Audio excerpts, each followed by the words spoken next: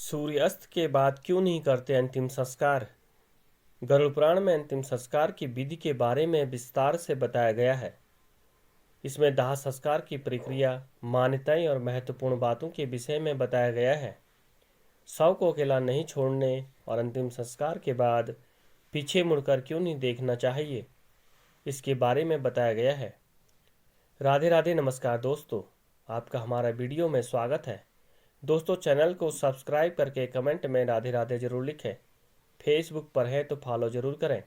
माता रानी की कृपा आप पर बनी रहे। आइए जानते हैं।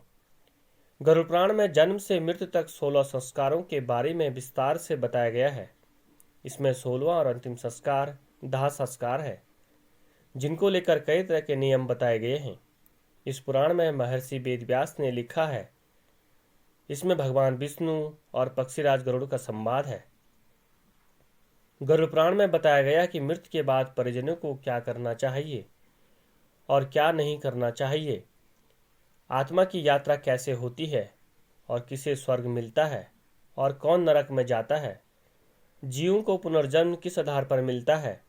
इस पुराण में लिखा है कि मरने के बाद अंतिम संस्कार सूर्यास्त के बाद क्यों नहीं करना चाहिए। आइए जानते हैं ऐसा क्यों होता है। रात में अंतिम संस्कार करने से बंद हो जाते हैं स्वर्ग के द्वार। गरुड़ पुराण के अनुसार सूर्यास्त के बाद शव का अंतिम संस्कार नहीं करना चाहिए। इसमें कहा गया कि ऐसा करने से व्यक्ति की आत्मा को शांति नहीं मिलती है। साथ ही मान्यता है कि सूर्यास्त के बाद स्वर्ग के द्वार बंद हो जाते हैं।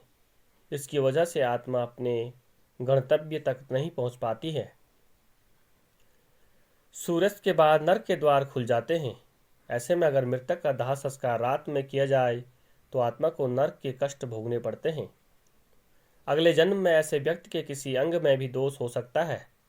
इसलिए जब भी किसी व्यक्ति की रात्रि में मृत्यु हो जाती है तो उसका अंतिम संस्कार रात में नहीं किया जाता है। कौन कर सकता है दाह संस्कार। गरुड़ पुराण के अनुसार सूर्योदय होने तक मृतक का शव जमीन पर रखना चाहिए। सुबह होने पर विधि विधान के साथ उसका अंतिम संस्कार करना चाहिए। यह प्रक्रिया पिता, पुत्र, भाई, पोता या परिवार का कोई पुरुष सदस्य कर सकता है।